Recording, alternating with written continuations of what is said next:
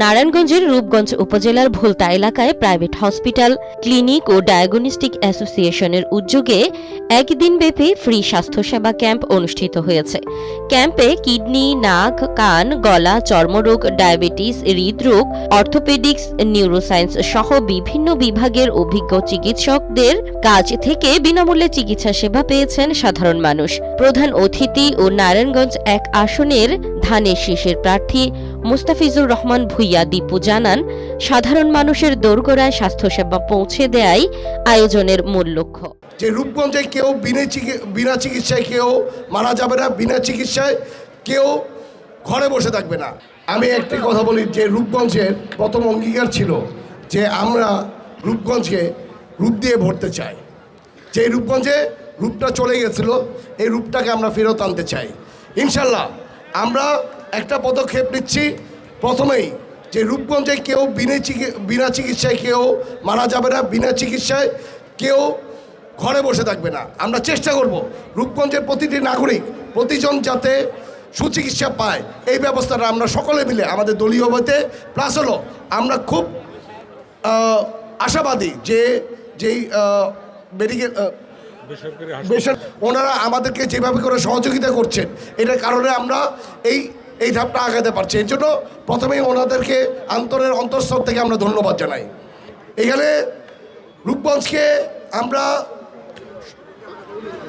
আমরা একটি মডেল হিসেবে নিতে চাই, যে বাংলাদেশের যে রূপগঞ্জের যে ঐতিহ্য ছিল, রূপগঞ্জের যেভাবে করে মানুষের সাথে মিশে থাকতে ছিল, ইনশাল্লাহ আমরা এটাকে আবার ফেরত নিয়ে আসব।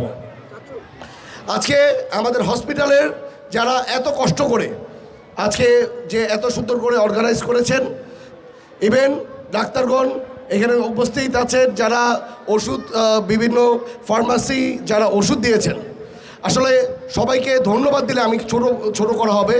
কারণ আমার জানা মতে সারা বাংলাদেশে কোথাও এইভাবে করে চিকিৎসার ব্যবস্থা করেছে ফ্রি চিকিৎসা আমার জানা নেই। আল্লাহর রহমতে ওনাদের দ্বারা যেই সূচনা শুরু হয়েছে, আজকে রূপগঞ্জের অনেক কিছু দেখে বাংলাদেশের অনেক জায়গায় এরকম কাজ চলছে। আশা করি রূপগঞ্জের এই ধরনের জিনিস দেখে সারা বাংলাদেশে বিভিন্ন জায়গার বিভিন্ন হসপিটালের মালিকগণ এইভাবে করে বাংলাদেশের প্রতিটি নাগরিককে যাতে এই চিকিৎসার আওতায় আনে, এর জন্য আমি সবাইকে আহ্বান জানাবো যে এই ধরনের কাজগুলি যাতে সেবামূলক কাজগুলিতে যাতে চলে আসে। আমি প্রথমেই বলেছিলাম রাজনীতি মানে একটা সেবামূলক জিনিস, রাজনীতি মানে সেবা। আপনি সেবা করে মানুষের সাথে মিলে চলার জন্য আমরা যত সেবা দিব, ইনশাল্লাহ আমরা ততই আগাবো রাজনীতি করে। আপনারা জানেন সকলে যে আমাদের 12 তারিখে একটি ইলেকশন আছে, যে ইলেকশনে গণতন্ত্রের জন্য আমাদের অনেক বাচ্চারা, যাদের আমাদের সন্তান, আমার সন্তান, আপনাদের সন্তান, বাংলাদেশের সন্তান বলতেই আমরা বুঝি হলো আমাদের সন্তান। এই সন্তানগুলোকে হেলিকপ্টার দিয়ে পর্যন্ত গুলি করে মেরেছে, শুধু একটা মাত্র গণতন্ত্র যাতে এই দেশে না থাকে।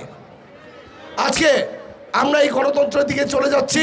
ইনশাল্লাহ 12 তারিখে বোধহয় আমাদের গণতন্ত্র ফেরত আসবে।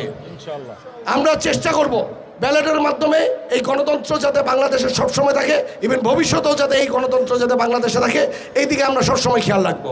কারণ এত মানুষ শহীদ হয়েছে, এত মানুষ গুম হয়েছে, খুন হয়েছে শুধু গণতন্ত্রের জন্য। এই সুযোগ ইনশাল্লাহ আমরা 12 তারিখে কেউ ছাড়বো না। আর আমি আশা করি যদি আমি নির্বাচিত হই, তাহলে রূপগঞ্জে মাদকমুক্ত, সন্ত্রাসমুক্ত, ইভেন দখলদার মুক্ত, মানুষের যাতে চিকিৎসা ব্যবস্থা যাতে পায়, যাতে শিক্ষার জন্য তারা যাতে সুশিক্ষিত হওয়ার জন্য বাচ্চারা যাতে স্কুলে যেতে পারে, এই ধরনের কাজগুলো আমরা সকলে মিলে করার চেষ্টা করব।